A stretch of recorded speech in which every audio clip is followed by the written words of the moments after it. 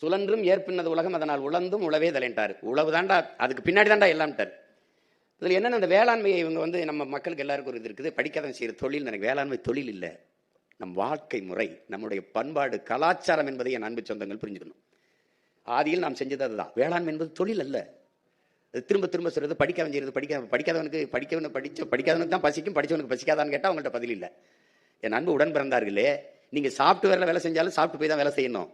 நீங்கள் விண்வெளியை வந்து விண்வெளிக்கு அனுப்பலாம், அந்த விஞ்ஞானிக்கு சோறு விவசாயி தான் அனுப்பணும். சந்திர மண்டலத்துக்கு அனுப்பலாம் சயின்டிஸ்ட் சந்திராயனை, அந்த சயின்டிஸ்டுக்கு சாப்பாடு நம்ம சம்சாரி தான் அனுப்பணும். இதை கவனத்தில் வச்சுக்கிட்டு கவனிச்சிங்கன்னா அது புரியும்.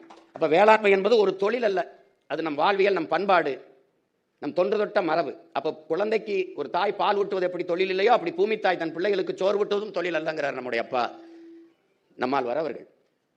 அப்போ ஒரு வாழ்க்கை முறை, நமது தொன்று தொட்ட பண்பாடு. அடிப்படை உயிர் தேவையில் ஒன்று உணவு தேவையாக தான் இருக்குது. அந்த உணவு தேவையிலேயே நீ தற்சார்பு அடையலை, தன்னிறைவு அடையலைன்னா பஞ்ச நாடா போய் பிறர் இடத்துல உணவுக்கு கையேந்திரதான் பிச்சை. ஒரு நாடு வெங்காயம் பருப்புக்கு வெளிநாட்டில் கையேந்தது, வெங்காயத்தை இறக்குமதி செய்து பாலைவன நாட்டில், எகிப்தில், ஈஜிப்தில் இறக்குமதி செய்து இவ்வளவு வளர்த்த வச்சு ஒரு பாலைவன நாட்டில் பருப்பை விளைவிக்க முடியல. ஆனால் காரை ஏற்றுமதி செய்து, சோறை இறக்குமதி செய்து, எப்படி பாருங்க.